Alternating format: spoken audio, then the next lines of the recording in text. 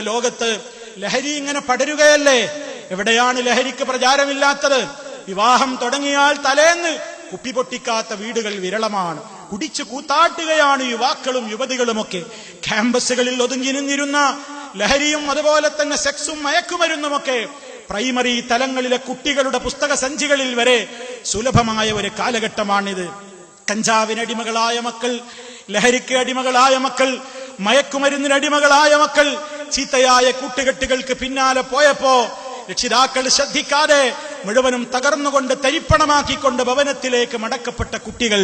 വല്ലാത്തൊരു ദുരന്തത്തിലേക്കാണ് ഈ സമുദായം പോയിട്ടുള്ളത്. വലിയ ജാഗ്രത വേണം പ്രിയമുള്ളവരെ. എല്ലാവരും ഈ വിഷയത്തിൽ ഒറ്റക്കെട്ടായി ചിന്തിച്ചിട്ടില്ലെങ്കിൽ മാനവ സമൂഹത്തിന്റെ കുളം തോണ്ടുന്ന ദുരന്തമാണ് വരാൻ പോകുന്നത്. അത്രക്കും മദ്യം ഇവിടെ ഒഴുകുകയാണ്. നമ്മുടെ സർക്കാർ ഇപ്പോഴെടുത്ത ഒരു തീരുമാനം വളരെ അഭിനന്ദനാർഹമായ കാര്യമാണ്. ഒരുപാട് ബാറുകൾ പൂട്ടാൻ തീരുമാനമായി. ഒരുപാട് അടച്ചുപൂട്ടപ്പെട്ട ബാറുകൾ ഇനി തുറക്കില്ലെന്ന് മുഖ്യമന്ത്രിയും ബന്ധപ്പെട്ടവരുമൊക്കെ പറഞ്ഞിട്ടുണ്ട്. അതേ അടച്ചിട്ട ബാറുകൾ ഇനി തുറക്കില്ല. തുറന്നു കിടക്കുന്ന ബാറുകൾക്ക് പോലും ഘട്ടം ഘട്ടമായി അടക്കാനുള്ള സംവിധാനം ഉണ്ടാക്കും. ബീവറേജിന്റെ മുമ്പിലുള്ള നീണ്ട ക്യൂ കണ്ടാൽ ഇനി അത് പെട്ടെന്ന് സീൽ ചെയ്ത് പൂട്ടും. ഇതൊക്കെ പറഞ്ഞിട്ടുണ്ട്. അതൊക്കെ നടപ്പിലാവണം. അതൊക്കെ ഈ രാജ്യത്ത് നടപ്പിലാവണം. അഭിനന്ദനാർഹമായ ജനനന്മക്കുള്ള മാനുഷിക മൂല്യങ്ങൾക്ക് പ്രാധാന്യം നൽകുന്ന നിയമങ്ങളാണത്. അങ്ങനെയുള്ള പൊൻവെളിച്ചങ്ങൾ വരട്ടെ. അതിനെല്ലാവരുടെയും അഭിനന്ദനങ്ങൾ ഉണ്ടാകും. അതോടൊപ്പം രാഷ്ട്രീയ കക്ഷി ഭേദമില്ലാതെ, ഭരണ പ്രതിപക്ഷ ഭേദമില്ലാതെ അത് അയാൾ കൊണ്ടുവന്ന ഓർഡിനൻസ് ആണ്, അതുകൊണ്ട് അതിനെ എതിർത്തേ പറ്റൂ എന്ന് ഒരു രാഷ്ട്രീയ പാർട്ടിക്കാരനും തോന്നിക്കൂടാ. എല്ലാവരും ഒന്നിക്കണം. ചിലരൊക്കെ ഇപ്പൊ പറയുന്നത് നമ്മുടെ റവന്യൂ വരുമാനം അല്ലെങ്കിൽ തന്നെ വളരെ മോശമാണ്, അതുകൊണ്ട് ഖജനാവ് കാലിയാകും. ഒന്ന് ചിന്തിച്ചു നോക്കൂ പ്രിയമുള്ളവരെ.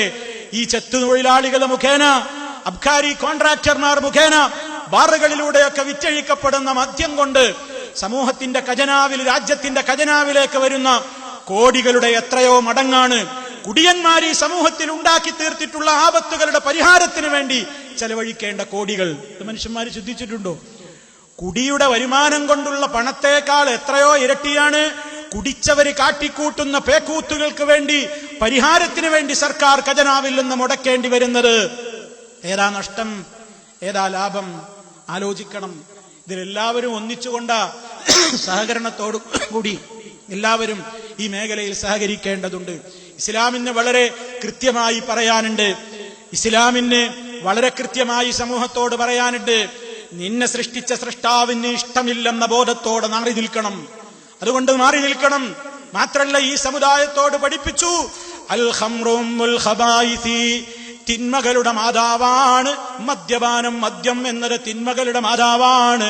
ഫമൻ ശരിബഹാ, ആരെങ്കിലും ആ മദ്യം കുടിച്ചാൽ, വഖാല ഉമ്മിഹി വഖാലതിഹി വഅമ്മതിഹി, അവന്റെ ഉമ്മയെ അവൻ എന്തു ചെയ്യും? ബന്ധപ്പെടും. ഇളയമയെയും അമ്മായിയെയും ഒക്കെ അവൻ ബന്ധപ്പെടും.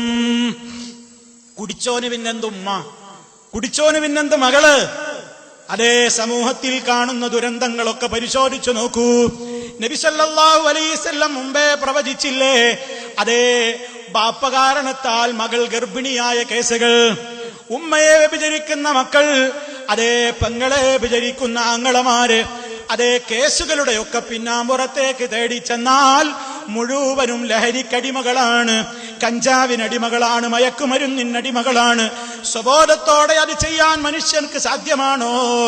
അതുകൊണ്ട് പ്രിയമുള്ളവരെ, വളരെ ഗൗരവത്തോടുകൂടെ ഇസ്ലാം അത് പഠിപ്പിക്കുമ്പോ, അത് വളരെ ഗൗരവമുള്ള കുറ്റമായി കൊണ്ട് ഇസ്ലാം പഠിപ്പിക്കുമ്പോ, നീ അത് കുടിച്ചു കഴിഞ്ഞാൽ നാളെ പരലോകത്തതാ നിനക്ക് തീനത്തുൽ ഖബാലിൽ നിന്ന് കുടിപ്പിക്കപ്പെടുമെന്ന് നബി സല്ലല്ലാഹു അലൈഹി വസല്ലം പറയുമ്പോൾ, എന്താണ് തീനത്തുൽ ഖബാൽ എന്ന് അവിടുന്ന് പറഞ്ഞു? അറഖു അഹ്ലിന്നാർ, നരകവാസികളുടെ ശരീരത്തിൽ നിന്നൊഴുകുന്ന വിയർപ്പും, സ്വദീദു അഹ്ലിന്നാർ, നരകവാസികളുടെ ശരീരത്തിൽ നിന്ന് വെന്തുരുകി ചീഞ്ഞളിഞ്ഞ് പുറത്തു വരുന്ന ചീഞ്ചലവുമാകുന്നു. അതാണ് മദ്യപാനികൾക്ക് അവിടെ കുടിപ്പിക്കപ്പെടുന്നതെന്ന് ഹബീബ് സല്ലല്ലാഹു അലൈഹി വസല്ലം പറയുമ്പോൾ, സർക്കാരിന്റെ നിയമം ഉണ്ടാവട്ടെ ഇല്ലാതിരിക്കട്ടെ, ഒരു മുസ്ലിമിനെ സംബന്ധിച്ചിടത്തോളം ലഹരി ഉണ്ടാക്കുന്നതെല്ലാം നിഷിദ്ധമാണ്. അതിലേക്ക് എത്തിപ്പെടുന്നതും എല്ലാം നിഷിദ്ധമാണ്.